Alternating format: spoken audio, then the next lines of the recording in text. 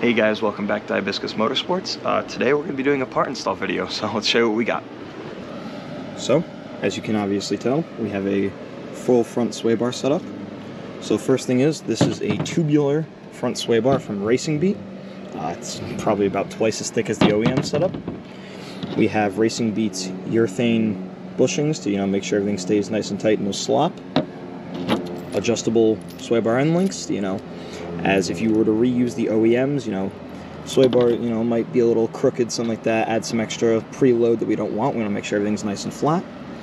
And then we have Racing Beat's bolts and blocks kit, because the OEM mounts for the sway bar, they cannot handle a sway bar this thick. They'll break if you don't reinforce it. So there we go. So let's get to the install. That face you make when your car is so low that only a scissor jack can fit underneath it.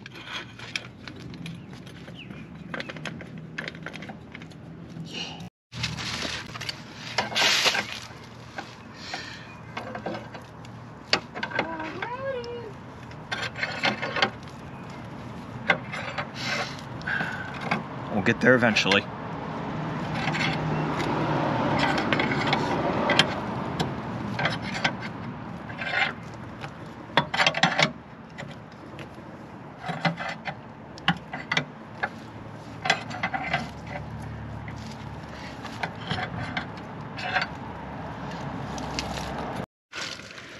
Quick tip for everybody: if you only have a full-size car jack and not one meant for a low car, lift it up high enough with a scissor jack, and then the full-size one will be able to go right underneath it. That face you make when you have to go buy wood because your car is so low that none of the setups is even going to work to get it high enough. Now, the homemade race ramps are done. And as you can see, we have a ton more room to be able to jack it up from the front.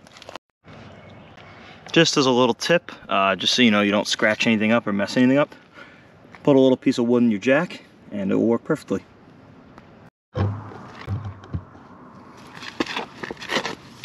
So now, to be able to jack up from the front, you gotta try to get it, not try, you gotta get it right on the subframe. That is where the whole car can be lifted from the front. Once you get on the subframe and start jacking, you'll see that everything will start to lift. Pretty cool.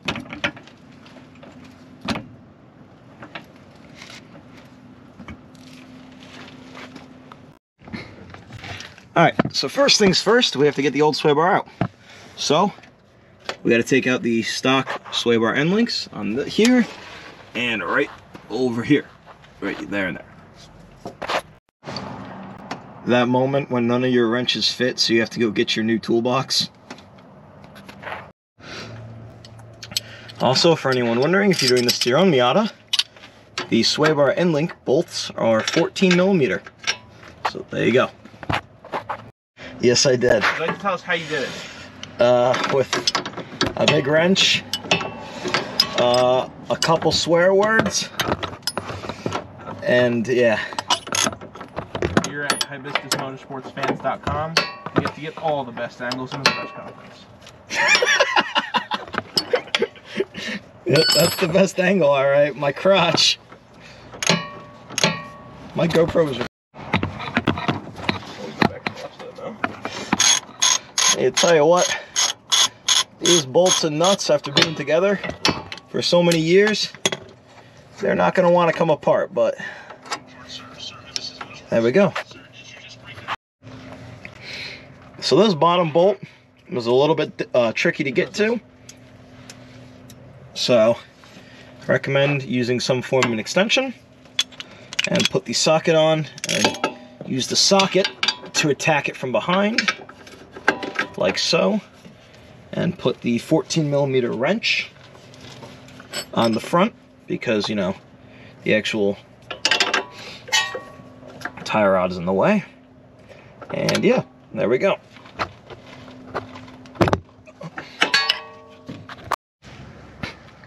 So you might be asking, why do you need to do adjustable sway bar end links?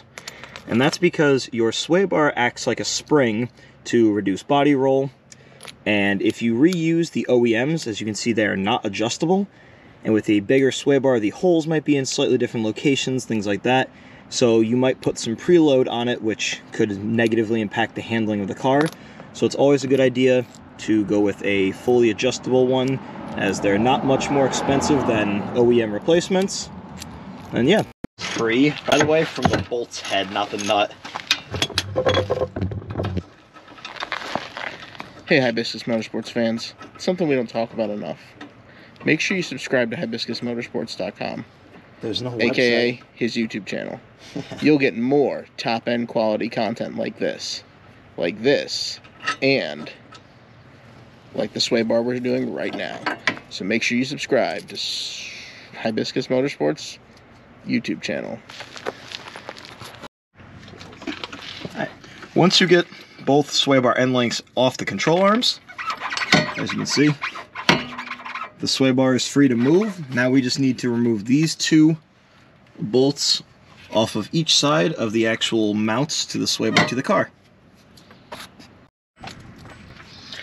Now, the actual brackets that hold the sway bar to the actual chassis are 12mm, as you can clearly see. Pro tip, if you're looking at buying a Miata or any project car for that matter, get one that has absolutely no rust whatsoever, as it makes your life removing old parts like this a ton easier.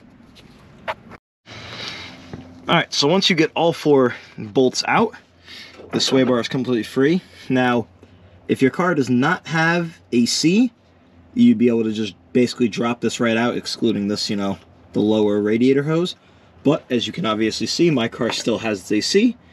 So you're going to need to drop these out like that, and it's going to have to pull out.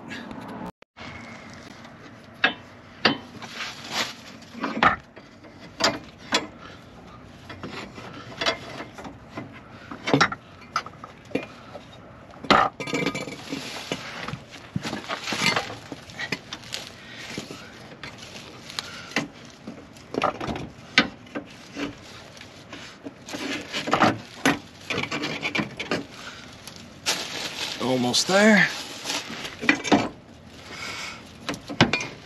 And it comes out just like that. Alright, now that we have the OEM front sway bar out, let's talk about them a little bit. So, as I said earlier in the video, sway bars act like a big spring to reduce body roll. And as you can clearly see, the OEM sway bar is about half the diameter of this Racing Beat tubular front sway bar. So the reason why we are going to be running a bigger front sway bar is during that one autocross that I did, this car handled really well, but from time to time it would oversteer, as getting a bigger front sway bar helps to promote understeering a little bit, which I know that doesn't sound good, but it won't actually make the car just understeer, it just helps reduce oversteering. And you might ask, oh, what about the rear sway bar? We are not going to be touching the rear sway bar, as the bigger the rear sway bar, the more it'll make the car want to oversteer. So you really will only do that in a car that either is not very good at handling, or in like certain front wheel drive cars, things like that. But yeah, that's really about it. Alright, so now we're going to prepare the new sway bar to go in. So we have the new urethane bushings, and Racing Beat sends you a little bit of grease. So we're just going to put that in here and then slide both bushings on. Alright, now time for the next step. And that is to try to get this giant sway bar back in. Doing martial arts over here. Yep. Alrighty. So, we're going to try to reverse the steps we did to get the OEM one in. So we'll see what we got.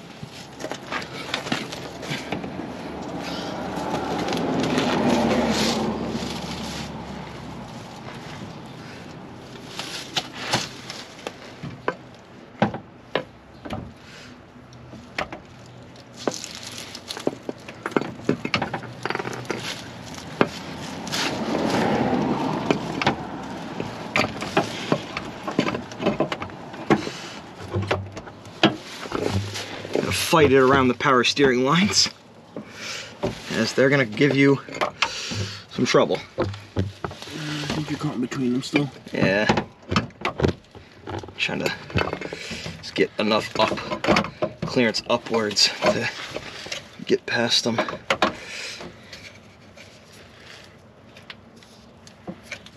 If you almost pulled it back. Yeah. Gotta try that. I don't know if you can.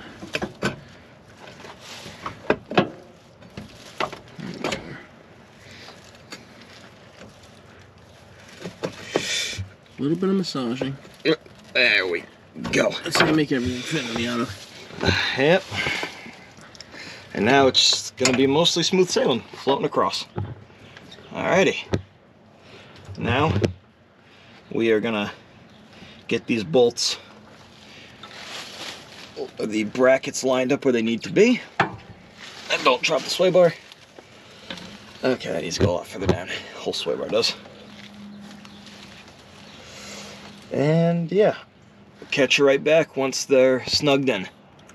Now, as I said in the intro to this video, if you are going to be going with a bigger sway bar for, at least to my knowledge, the NA and the NB Miatas, I strongly recommend that you get a blocks and bolts kit, or as the other name for it is a brace kit. It just, you can see from this diagram, it just really makes sure that the OEM sway bar mounts to the chassis will not break, as if they break, you're kind of screwed. Now, if you're going to be going with the Racing Beat bolts and blocks kit, they're going to provide you with much longer bolts that go up and hold the sway bar to the chassis. And again, the whole point of that is for the actual blocks themselves. Another thing too is these are 14mm, not the 12mm like the OEM, so just keep that in mind. Don't make the stupid mistake I made of getting these bolts somewhat in place before you get them past right here. So definitely do that first so you don't have to take these back out. After a lot of wrestling, as you can see, we have the bottom of the new adjustable sway bar end link in. If you get the ones that are like this, where it is a separate bolt, they do fight you a little bit to go in down here, but it is possible, so do not give up. So after wrestling in this side as well, now we're going to put the top bolts through the sway bar, and then after that we'll talk more about the actual bolts and blocks kit up here. So how these little blocks work is that underneath the car, up where the sway bar mounts, way up top here, you can see how thin this is, so you know it can be flimsy and all that. These will sit up here, and once you tighten these bolts, it'll get pushed up like so. It's a little hard to show. And then there'll be two nuts on these that will make sure that it stays pressed firmly against the car and doesn't vibrate off. And that will ensure that when you take harsh turns, these mounts will not flex. So to answer a simple question, why does this one have a notch and this one doesn't? They do the same thing, but from Miatas from 1990 to 1995, this notch is here for a power steering line. My Miata is newer than that, so I don't need to worry. So if your Miata is from 96 to 98, you're free to just use whichever one on either side. It doesn't really matter because you don't have that power steering line in the way. So now that you can see these are threaded through a decent amount, we're going to take two of the nuts provided with the blocks kit, and they're going to go on upside down.